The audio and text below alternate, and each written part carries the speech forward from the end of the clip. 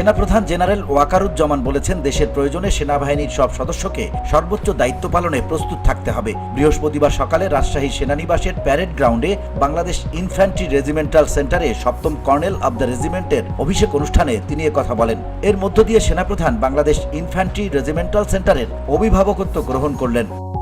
Colonel of the regiment হিসাবে আমি Bangladesh infantry রেজিমেন্টের প্রত্যেকটি সদস্যকে পেশাদার ও সুপ্রশিক্ষিত হিসাবে গড়ে তুলতে সর্বদা বদ্ধপরিকর।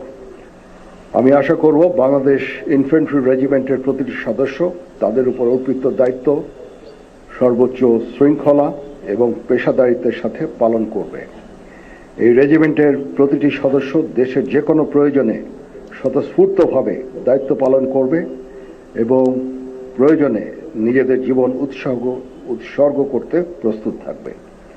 ওয়াকারুজ্জামান বলেন, ইনফ্যান্ট্রি রেজিমেন্ট 1971-এর পর থেকেই দায়িত্বশীলতার সঙ্গে তাদের দায়িত্ব পালন করে যাচ্ছে। আগামীতে এই রেজিমেন্টকে আরও আধুনিক ও সক্ষম করে গড়ে তোলা হবে। সেনাপ্রধান আধুনিক যুগোপযোগী প্রশিক্ষণের মাধ্যমে একবিংশ শতাব্দীর চ্যালেঞ্জ মোকাবেলায় সদা প্রস্তুত থাকতে রেজিমেন্টের সব সদস্যের প্রতি আহ্বান জানান। আমি কর্নেল অব দ্য রেজিমেন্ট হিসেবে বাংলাদেশ ইনফ্যান্ট্রি রেজিমেন্টের আভিযানিক সক্ষমতা ও যুদ্ধ উপযুক্ততা বৃদ্ধির চলমান প্রক্রিয়াকে আরও বেগবান করব ইনশাআল্লাহ। যুব উপযোগী ও আধুনিক প্রযুক্তির যে কোনো প্রয়োজনীয় যুদ্ধাস্ত্র এবং সরঞ্জাম যোগান দেওয়ার ব্যাপারে আমি সর্বদা সচেষ্ট থাকব। ইতিমধ্যে আমরা ইন্ডিজিনিয়াস ডিফেন্স ইন্ডাস্ট্রি তৈরির কার্যক্রম শুরু করেছি, যা আমাদের সক্ষমতাকে অনেকাংশে বৃদ্ধি করবে এবং আত্মনির্ভরতাও অনেকাংশে বৃদ্ধি পাবে।